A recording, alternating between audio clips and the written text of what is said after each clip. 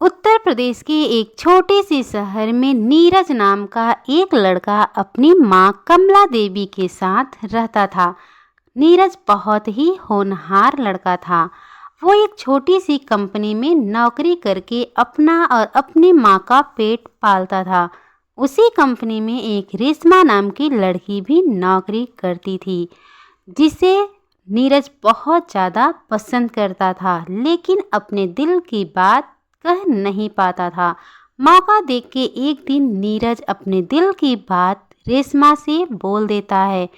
रेशमा भी नीरज से बहुत ज़्यादा प्यार करती थी, इसीलिए रेशमा नीरज के प्यार को स्वीकार कर लेती है और फिर नीरज की माँ और अपने परिवार की रजामंदी से दोनों लोग शादी कर लेते हैं। शादी के बाद रेशमा अपनी नौकरी छोड़ देती है और नीरज के घर में उनकी माँ के साथ रहने लगती है। शादी को लगभग 6 महीने बीत गए थे।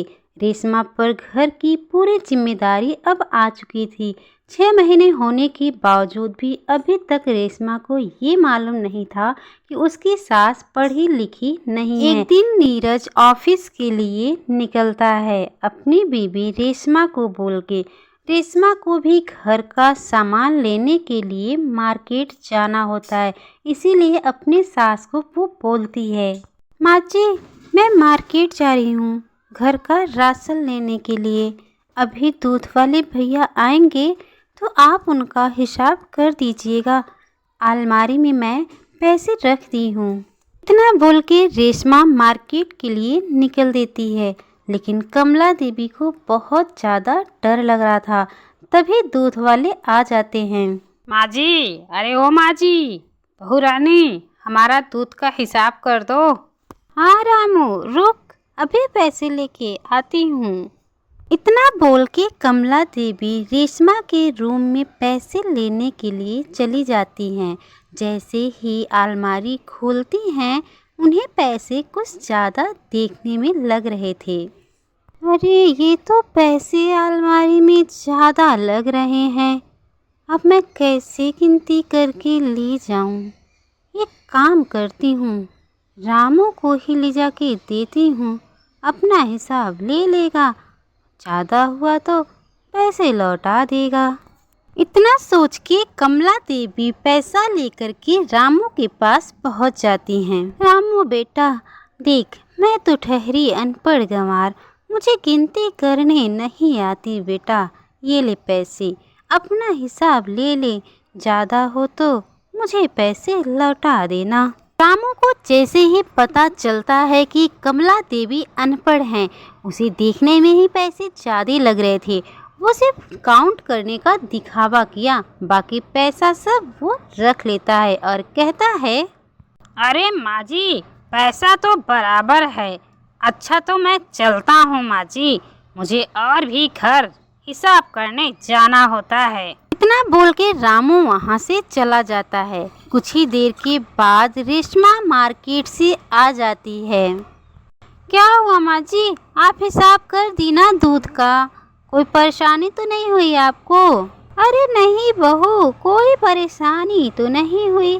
ऐसा कर बहू, एक बार तो अलमारी चेक कर लेना, कहीं मैं पैसे ज़्यादा तो नहीं दे दी। कोई बात नहीं माँ जी, मैं देख लेती हूँ। इतना बोल के जैसे ही रेशमा अपने रूम में जाती है और फिर अलमारी खोल के देखती है तो उसे 2000 रुपये से ज़्यादा पैसे निकले हुए दिखते हैं, जिसे देख के वो चौंक जाती है।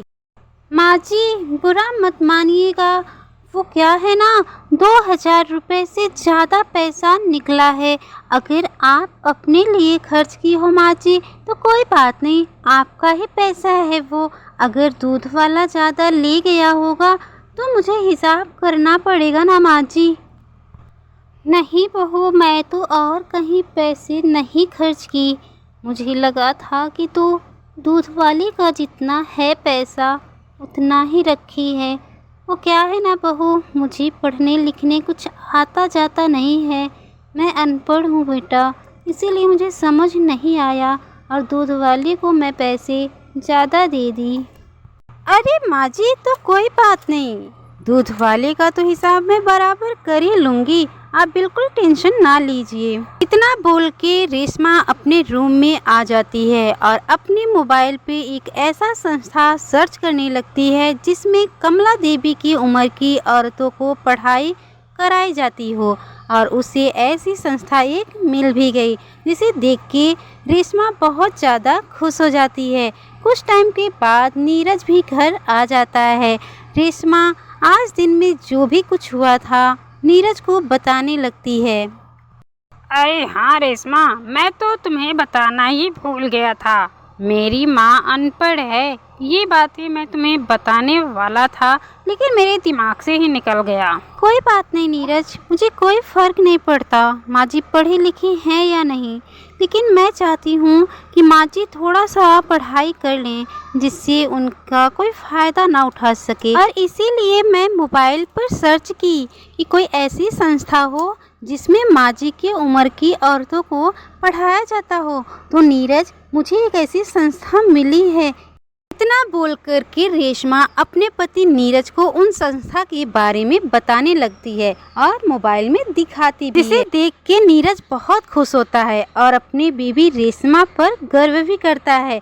नीरज और रेशमा दोनों लोग माँ जी का एडमिशन उस संस्था में करा देते हैं। कुछ ही दिन के बाद कमला देवी भी अच्छी खासी पढ़ी लिखी हो जाती है और हिसाब किताब करने में बहुत ज़्यादा माहिर भी हो जाती है। फिर एक दिन दूध वाले भैया फिर से आते हैं और अपने दूध का हिसाब करने के लिए बहुरानी और माँ जी को चिल्लाते हैं। हाँ भैया, 1 मिनट रुकिए, आपका हिसाब कराई देती हूँ। माँ जी, मैं किचन में हूँ, जरा दूध वाले भैया का हिसाब तो कर दीजिए।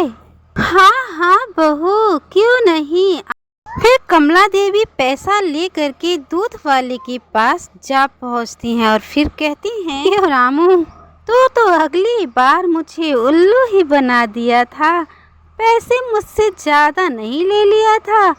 वो तो भला हो मेरी बहू का, जो उसने सब कुछ मुझे बता दिया और मुझे एक अच्छे संस्था में पढ़ाई भी करा दी, जिससे अब मैं सब कुछ समझने लगी हूँ।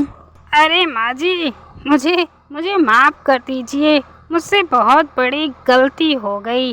माँ जी, थोड़ा पैसे ज़्यादा देख के मन में लालच आ गया और इसीलिए मैं आपसे झूठ बोल गया। माँ जी, आपके पैसे मैं दूध में बराबर कर दूँगा, अगली बार आपको दूध ज़्यादा दे दिया करूँगा। माँ जी, दोबारा गलती ये नहीं होगा।